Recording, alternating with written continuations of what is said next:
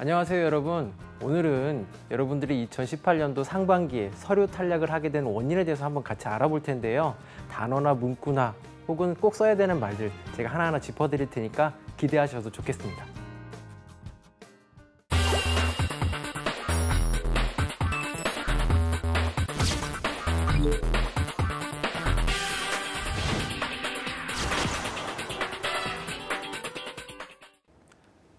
정말 쉴 틈이 없는 것 같습니다. 상반기 끝난 지 얼마 되지 않았는데 이제 또 하반기를 또 준비해야 된다라는, 저도 여러분들을 지금 좀 압박을 하고 있는데요. 그래도 어쩔 수 없네요. 분명히 여러분들이 상반기에 탈락한 원인들은 분명히 있습니다. 그 원인들에 대해서 이 방학 동안 분명히 준비하고 계실 텐데요. 자기소개서 그리고 또 서류적인 부분에서 조금 부족한 부분들이 어떤 게 있었는지, 혹은 단어나, 제가 도와드리는 부분이죠. 단어나 문구나 혹은 어떤 써야 되는 형식, 빼야 되는 형식들에 대해서 1부, 2부 나눠서 한번 알아보도록 할게요. 우선 여러분들 혹시 집에 그동안 상반기에 썼던 자기소개서가 있다면은 한번 펼쳐보시고 저하고 이제 방송을 같이 보시면서 아, 저거는 빼야겠구나, 넣어야겠구나, 이런 것들을 좀 같이 좀 평가하시면서 보면은 조금 더 유익할 거라는 생각이 드네요. 한번 시작해 보도록 하겠습니다. 첫 번째, 여러분들 그 사람인에서 한번 조사한 게 있습니다. 인사 담당자가 별로 싫어하는 자기소개서 키워드인데요. 그 첫 번째가 완벽주의라는 그 단어였어요. 완벽주의. 그 다음에 원칙주의. 그 다음에 최고의, 뭐 냉정한, 이렇게 있는데요. 혹시 여러분들 자기소개서 안에 아직도 이런 단어들이 있다고 한다면은 무조건 지워주시기 바라겠습니다. 첫 번째가 완벽주의나 원칙주의는 일단은 고집이 있어 보여요. 왜 고집이 있어 보이냐면 본인이 완벽하게 했기 때문에 다른 사람의 말을 잘 듣지 않을 거라는 첫 번째 인사 담당자들의 평이 있었고요. 또 한 가지 뭘까요? 소통도 안 되지만 자기가 한 일에 대해서 완벽하게 하다 보니까 시간이 그만큼 딜레이 될 수밖에 없습니다. 회사에서는 당연히 좀 융통성 있게 진행되는 부분들이 있어야 되는데 그러한 부분들이 바로 간과되기 때문에 완벽주의나 원칙주의나 이런 단어들은 인사 담당자들이 별로 좋아하지 않게 되고 가장 많이 쓰기 때문에 별로 좋아하지 않습니다. 여기 보시면 최고의 단어가 있어요. 최고의라는 단어가 있는데 이 단어는 바로 이 설문조사가 2년 후에 바로 또 조사를 했거든요. 2년 후에는 바로 이렇게 없어졌습니다. 왜일까요? 이런 얘기들도 많이 들었기 때문이겠죠. 그러니까 최고의란 말을 빼면서 그에 대한 구체성을 좀 띄웠을 거라는 생각이 드는데요.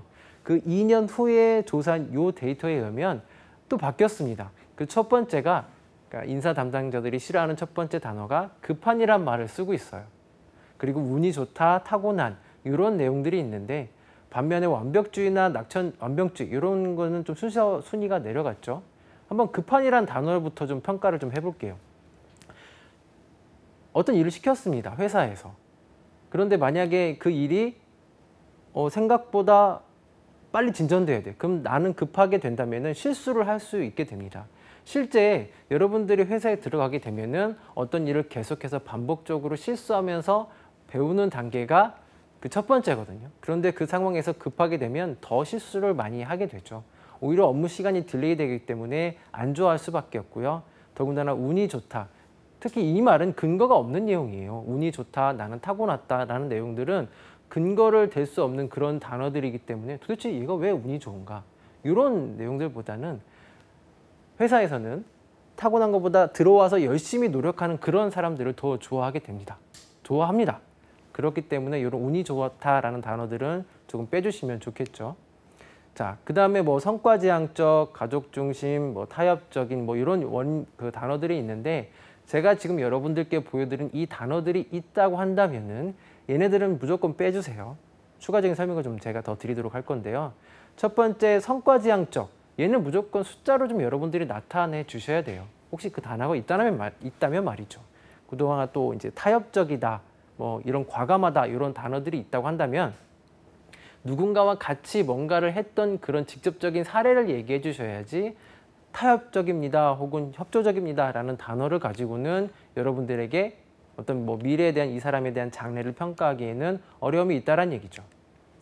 또 한 가지 더 볼게요. 방금 전까지 설문조사였고요. 가장 많이 또 쓰는 단어들이 있죠. 물론 요즘에 이슈가 많습니다. 뭐 4차 산업이라든지 AI라든지 뭐 글로벌 시대, 특히 뭐 글로벌 시대나 뭐 이런 내용들은 요즘엔 조금 덜 쓰는 추세예요. 뭐 이유가 많겠지만 하도 쓰지 마라 하니까 안 쓰시는 것 같은데, 근데 그거의 낮아짐의 반면에 4차 산업이라든지 AI라는 내용이 한 열에 9은 다 이 얘기를 쓰는 것 같습니다. 물론 그 안에 중요한 내용들도 있겠죠. 하지만 식상하게 표현이 될 수밖에 없는 게 10개를 보는데 한 8개, 9개는 다 4차 산업 얘기를 합니다. 그에 대한 내용이라든지 이런 것들이 구체적이지도 않겠고요. 그러면 계속 볼 이유가 없습니다. 여러분들의 자기소개서에 혹시 이러한 단어들이 같이 또 있다고 한다면 정말 깊이 있게 쓸 수 없다면 아예 드러내 주시는 게 좋아요. 드러내고 아예 다른 거 쓰세요. 오히려 이런 내용이 더 좋을 수 있어요. 뭐 부모님이 뭐 오히려 이런 단어보다는 비유예요. 꼭 쓰라는 건 아니고요. 자상하신 부모님, 이게 더 신선할 수 있습니다. 그러니까 이것 자상한 어머니도 쓰지 말아야 되겠지만 4차 산업이라든지 AI란 이런 내용들도 빼주시면 아예 다른 내용 넣어주시는 게 더 좋겠습니다. 그게 오히려 더 차별화를 가져갈 수 있는 그런 방법일 수 있겠어요. 자, 계속 좀 볼게요. 여러분들 자기소개서에 혹시 이렇게 Excellent in Flying Korean Air 뭐 이런처럼 광고를 나타내는 글이 있다고 한다면은 뭐 혹시 그 광고를 봐서 저한테 뭐 가슴이 와닿았습니다. 혹시 이런 글들이 있으시다면 일단 빼주세요. 자, 제가 계속 빼란 얘기는 그걸 빼고 선생님 이거 뺐는데 저 쓸 게 없어요. 네, 그 순간은 고민을 하셔야 되죠. 오히려 이렇게 써서 탈락되는 것보다는 다른 내용 써 주셔야 되고, 이런 식으로 이런 식으로 자기소개서를 쓰게 된다면은 이 친구는 처음에 썼고 다음에 다시 지원할 생각으로 혹은 연습 삼아 한번 해보는 거겠다라는 그런 생각이 들 수 있습니다. 그러니까 어떤 광고를 보면서 혹은 뭐 그 회사를 지나가면서 혹은 그 회사를 견학을 갔는데 이런 내용들은 수도 없이 많이 보기 때문에 빼주셔야 되고요. 단순히 무조건 드러내라는 게 아니고 광고에 대한 내용을 분석을 해서 이 광고가 어떤 분야에서 어떻다라든지, 혹은 제가 견학을 갔는데 그 견학 가서 이러한 개선점에 대해서 한번 생각해 볼 수 있었습니다라는 내용들이 나오면 좋겠지만, 단순히 광고를 보고 가슴 뛰었다라는 그런 내용들은 여러분들이 쓰지 말아주세요. 이건 부탁드리겠습니다. 자, 한번 정말 살짝 읽어볼게요. 저는 항상 긍정적인 마음가짐을 갖고 살아가고 있습니다. 뭐 주변 사람들로부터 저의 긍정적인 에너지를 전달하여 힘을 주려고 합니다. 그 결과 많은 사람들에게 인정을 받고 있습니다. 라고 썼습니다. 자, 이런 식으로 썼다고 한다면 여러분들은 자기소개서에 일단 1차적인 강의를 한 번씩은 들었던 바로 그런 분들이에요. 구체적으로 사례를 들어서 쓰려고 노력을 했고 그 다음에 결과까지 쓰려고 노력을 했지만 제일 수정하기 어려운 바로 자기소개서입니다. 첫 번째 보면 첫 줄에 저는이란 말이 나오죠. 이 말은 가장 먼저 빼야 되는, 제가 더 이상 말하기도 입 아픈 그런 내용입니다. 그 다음에 보면 항상 긍정적인 말, 좋습니다. 인사 담당자들이 좋아하는 멘트예요. 긍정적이다. 그런데 언제 긍정적이었는지에 대한 구체적인 내용이 나와야 되는데, 보시면 주변 사람들로부터 저의 긍정적인 에너지를 전달하여 힘을 주었습니다. 그러면 어떤 긍정적인 에너지를 언제 주었는지에 대한 궁금증이 생겨요. 그런데 한번 잘 보세요. 서류 평가하는 입장에서 이거를 저한테 전화해서 물어볼까요? 아니죠. 그냥 패스하는 게 더 빨라요. 업무적으로 그게 시간이 단축이 되겠죠. 담당자들은 말이에요. 평가 담당자들은. 그렇기 때문에 주변 사람들에게서 저의 장점을, 에너지를 전달했습니다. 긍정적인 에너지를 전달했습니다. 이 부분은 상당히 구체적으로 나왔어야 됩니다. 또 한 가지, 그 결과, 자, 이 친구 좀 쓰려고 많이 노력한 거예요. 그 결과 많은 사람들에게 인정을 받았습니다. 라고 하면 어떤 인정을 어떻게 받았는지, 첫 번째, 어떤 말을 들었는지, 혹은 어떤 뭐 보상을 받았다라든지, 어떤 선물을 받았다라든지, 이러한 내용들이 직접 나와주시는 게 더 좋겠습니다. 또 다른 걸 좀 볼까요? 저의 장점은 철두철미하고 쭉 넘어가서 기술 개발의 천병이 되었습니다. 라는 내용들이 나옵니다. 이 단어들이 실제 뭐 철두철미는 어려운 단어들은 아니겠죠. 그런데 가독성적인 부분에서 밑에 있는 천병처럼 좀 어려운 단어들이 있어요. 자, 이런 실수들을 누가 많이 하냐면 바로 우리 공대생들이 많이 하게 됩니다. 이 친구들 같은 경우에는 어때요? 전공적인 부분에서 직무와 관련이 많기 때문에 해당 프로젝트에 대한 내용이나 이런 것들이 용어들이 어렵게 나와요. 잘 보세요. 그 회사에 계신 분들이 평가를 하는 데 있어서 그런 프로젝트나 용어들이나 이런 것들을 모르지는 않습니다. 하지만 그 용어 자체가 가독성적인 읽고 빨리 넘어가는 데는 조금 어려움이 있어요. 그렇기 때문에 여러분들이 그 앞에 계신 읽어주시는 분들이 초등학생이다라고 좀 생각을 하셔서 단어들은 최대한 쉬운 단어들로 해서 여러 번 수정해 주시기 바라겠습니다. 자, 엄마 화장대는 저희 놀이터였습니다. 뭐 어릴 때부터 화장품에 관심이 많았고 쭉 있죠. 여러분들은 기억해 주셔야 되는 게 되도록이면 사례는 최근 3년에서 4년 사이 요게 좋겠고요. 시간의 길이는 되도록 한 달 이상의 사례를 여러분들이 좀 가져오셔야 여러분들이 썼을 때 아, 이 친구가 뭐를 했겠구나라는 어떤 역량적인 부분에 대해서 평가를 누가 할 수 있다? 바로 반대에 있는 그분들이 평가를 할 수 있습니다. 왜냐하면 너무 어렸을 때 초등학교 때 사례를 쓰게 된다면 그 사람이 크면서 어떤 역동적인 무슨 이제 삶의 터닝 포인트들도 있을 거예요. 가치라든지 이런 것들이 변할 수 있기 때문에 이 사람의 당장 지금의 모습을 판단하기에는 어려움이 있다는 얘기죠. 그렇기 때문에 최근 3년에서 5년 사이 나를 잘 나타낼 수 있는 그런 사례를 써주셔야 되겠습니다. 저의 장점은 쉽게 화를 내지 않는 점입니다. 학창시절 친구들과 잘 어울려 지냈고 갈등도 없어서 친구들이 저를 행복한 바보라고 부르기도 했습니다. 이러한 사례도 마찬가지입니다. 실은 근데 저는 이런 사례 상당히 좋아해요. 이유는 하나죠. 왜냐하면 그 행복한 바보라고 불렸던 사례를 가지고 다시 컨설팅에 들어가게 된다면 끄집어낼 수는 있어요. 그런데 이게 여러분들이 집에 써서 바로 지원을 하는 형태라고 한다면 무조건 탈락이 될 수 있습니다.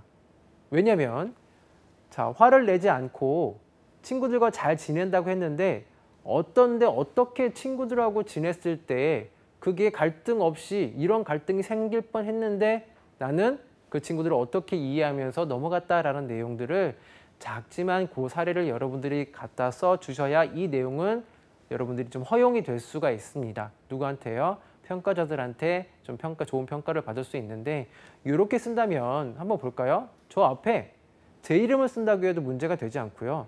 이 방송을 보는 다른 누구한테 쓴다고 해도 문제가 없죠. 자, 평가를 여기서 하시는 거예요.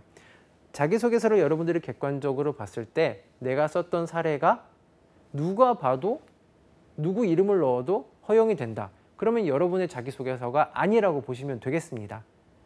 구체성을 띄셔야 된다는 거 방법들은 이제 좀 제가 설명을 좀 더 드릴 거고요. 자, 다음 사례 볼게요. 제가 존경하는 분은 부모님이십니다. 부모님은 아낌없는 사랑을 주셨습니다. 그러한 사랑 덕분에 저는 건강하고 밝게 클 수 있었습니다. 하지만 한 번도 부모님께 감사하다는 말씀을 드린 적이 없습니다. 이 자리를 통해서 부모님께 감사하다는 말씀을 드리고 싶습니다. 도대체 이런 얘기는 왜 하는 걸까요?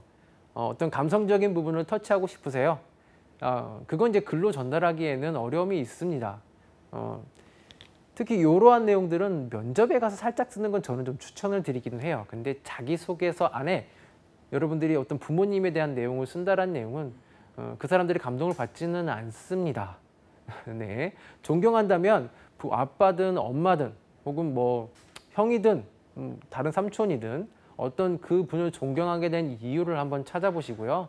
그걸 통해서 여러분들이 뭔가를 실천하거나 지키고 있던 그런 내용들이 이 안에 들어가 주셔야 여러분들이 그분을 존경한다 혹은 어떤 가치관적인 부분을 판단을 할 수가 있습니다.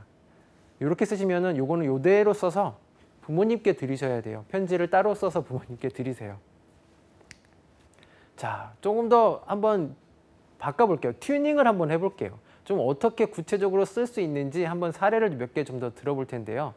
자, 시간을 짬짬이 내어 다양한 아르바이트를 했습니다. 이러한 사례 같은 경우에는 어떻게 바꿀 수 있느냐? 시간을 짬짬이 내어, 잘 보세요. 장소 나왔습니다. 주유소, 우유 배달, 신문 배달 등의 아르바이트를 자, 몇 개월? 10개월. 꼭 굳이 10개월이 되지 않다고 하더라도 여러분들이 했던 그 기간, 한 달 혹은 2달도 괜찮습니다. 혹은 시간 단위로 해도 괜찮으니까 되도록이면 장소와 시간을 여러분들이 했던 아르바이트를 구체적으로 할 수 있다면 이렇게 해주시는 거예요. 그 다음에 이러한 아르바이트들 중에서 특별히 기억났던 그 사건이 있다면 적어보시면 되겠습니다. 자, 뭐냐면 지금 여러분들이 자기소개서를 보시면서 조금 이 안에 있는 말들을 여러분들 자기소개서에 있는 아는 말들을 조금 지금 지워보고 계신다고 한다면 사례가 구체적으로 이렇게 나왔는지를 한번 봐주시면 되겠습니다. 모든 사례를 다 써야 되는 게 아니고 주요소든 여기서 예를 들면 주유소나 우유 배달이나 신문 배달하면서 그 중에서 한 곳에서 있었던 특정한 사례를 하나 써주신다면 금상첨화 제일 좋습니다. 분명히 아르바이트를 여러 군데 했으니까요. 분명히 그런 사례들도 있을 거예요. 자, 여러분에게도 아르바이트 경험이 있죠? 제가 한번 맞춰볼까요? 커피숍에서 했죠? 맞죠? 삼겹살집에서 하셨죠? 맞죠? 학교에서 근로하셨어요. 맞아요. 그걸 쓰지 말아야 된다라는 게 아니고 그것을 어떻게 특정한 사례를 하나, 그때 있었던 이야기를 하나를 꺼내오시는 게 여러분들에겐 관건이 될 수 있습니다. 지금 자기소개서 안에서 지금 보고 계시죠? 조금씩 지워가면서 한번 보시라는 거. 자, 과제를 성실히 했습니다. 여러분 보고 계신 여러분 과제 성실히 안 한 분들 계세요? 물론 있을 수도 있겠죠. 하지만 그 1학년 때부터 대학교 1학년 때부터 4학년 혹은 뭐 2학년 뭐 그 이상이 될 수도 있겠고요. 분명히 한 번의 과제 정도는 열심히 했을 거예요. 그렇죠? 그 과제를 어떻게 구체화하느냐. 한 학기 동안 매주 5번 5시간이에요. 프로젝트를 연구하여 과제를 완성할 수 있었습니다. 적어도 1차원적인 내용은 이 정도까지는 나와 주셔야 되겠습니다. 한 학기, 시간이 구체적으로 나왔죠. 여러분들이 꼭 굳이 한 학기가 아니더라도 한 2주, 3주여도 상관이 없어요.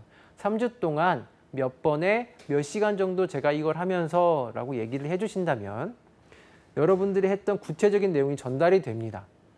지금 여러분 자기소개서에서 지금 보시는 거예요. 최선을 다했습니다. 길게 했습니다. 열심히 했습니다. 라는 내용을 혹은 성실히 했습니다. 라는 내용을 이와 같이 수치화해서 나타내 주시는 게 좋겠죠. 그리고 이제 과서를 완성했습니다. 라는 게 첫 줄이 되겠습니다. 다른 형태보다도 여러분들이 썼던 자기소개서 첫 줄은 이런 식이에요.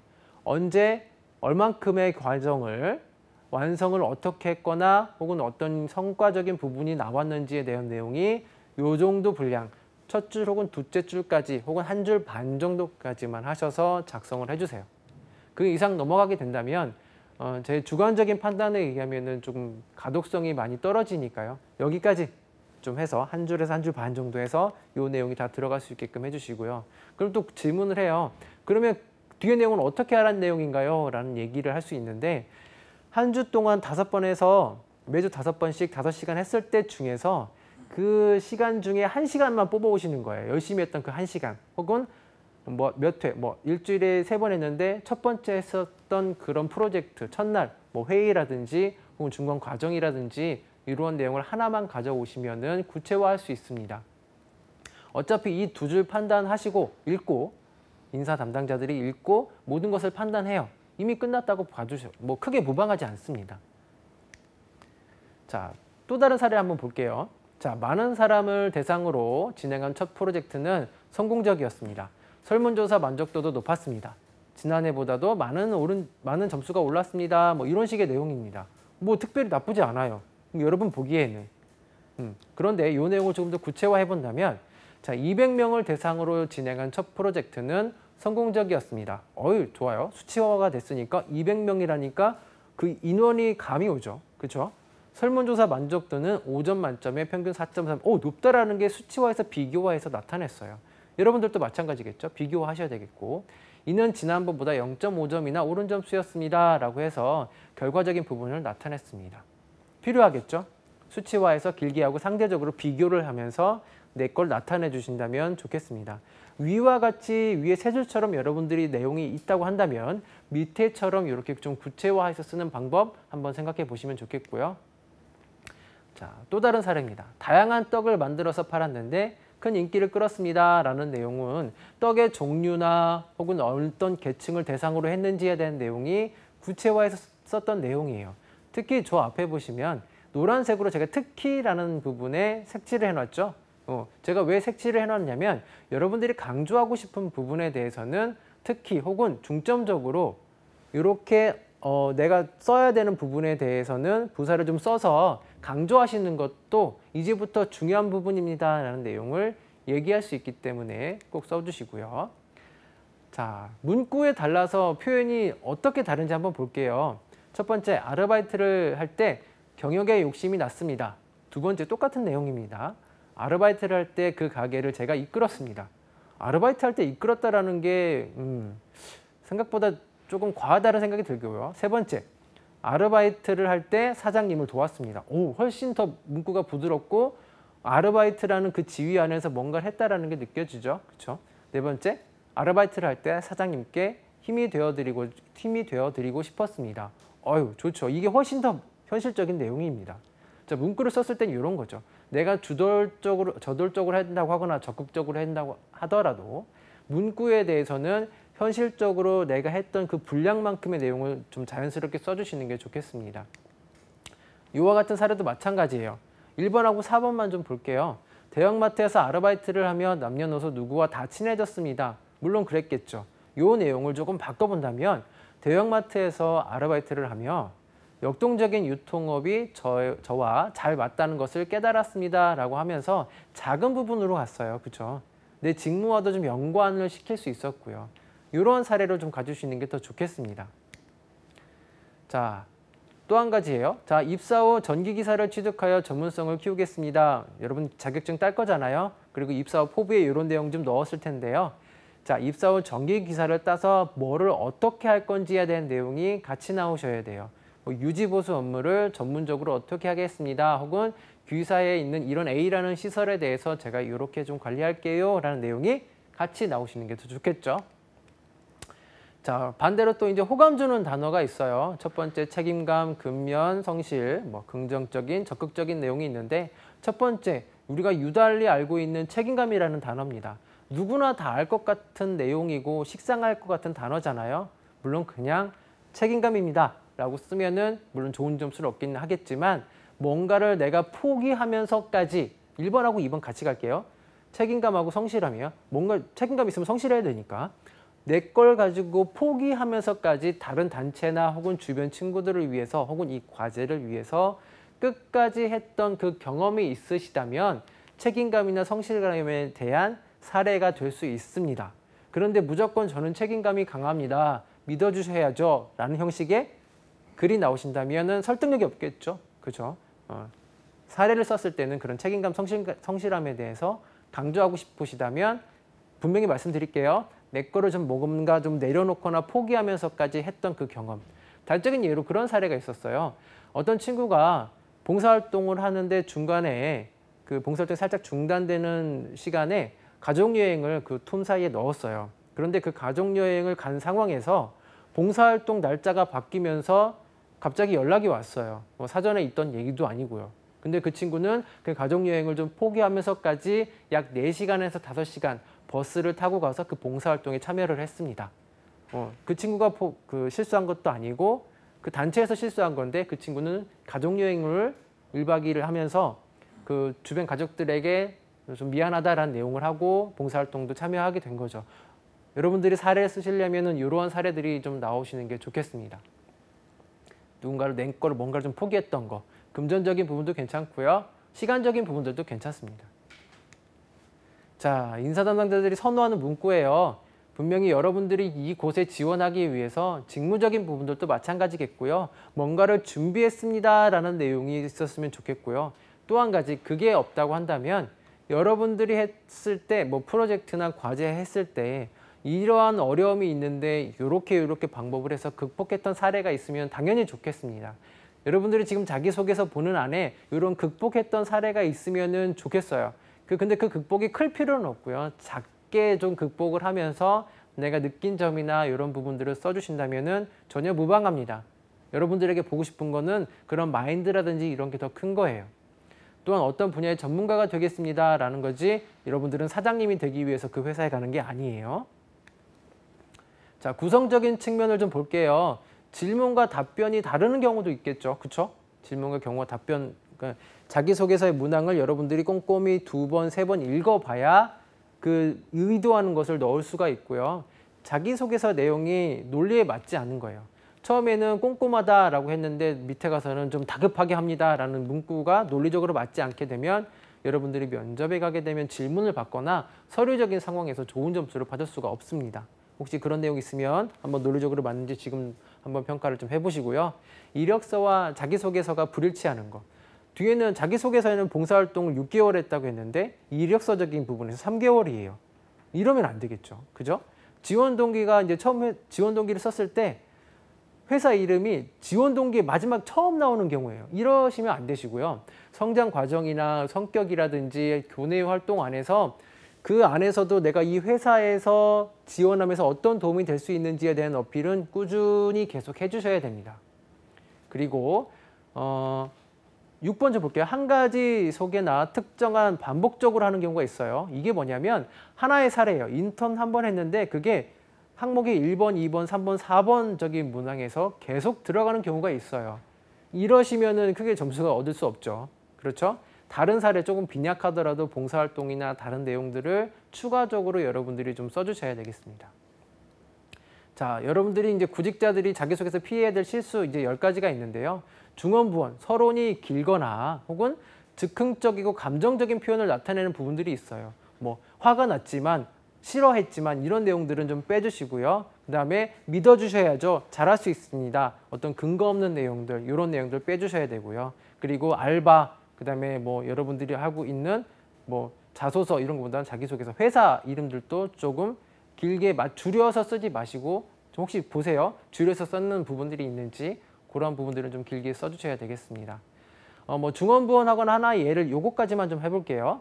대학교에서 교양 강좌를 들었을 때 조별 과제로 팀 프로젝트를 진행한 적이 있습니다. 조원 모두가 다른 과여서 강의 시간이 저마다 달라 과제 수행에 어려움을 겪었습니다.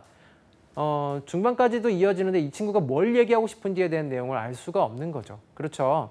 그렇기 때문에 여러분들이 핵심적인 부분을 써야 돼요. 물론 많은 것을 나타내고 싶은 건 알겠지만 핵심적인 부분을 좀 살짝 첫 줄 혹은 둘째 줄까지만 써주셔야 된다는 거, 이런 내용 빼주시면 좋겠습니다. 이번 시간 첫 시간이었어요. 상반기 탈락 원인에 대해서 조금 한번 알아본 시간이었는데요. 다음 시간에는 어떤 역량적인 단어적인 부분에 대해서 좀 알아보고 사례적인 부분 조금 더 알아보도록 하겠습니다.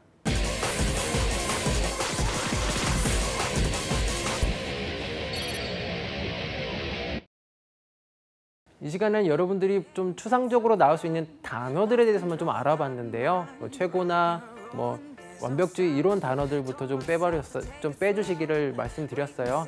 여러분들 그것만 좀 빼주신다면은 구체적이 될 수 있으니까요. 좀 한번 노력해 보시기 바라겠습니다. 수고하셨습니다.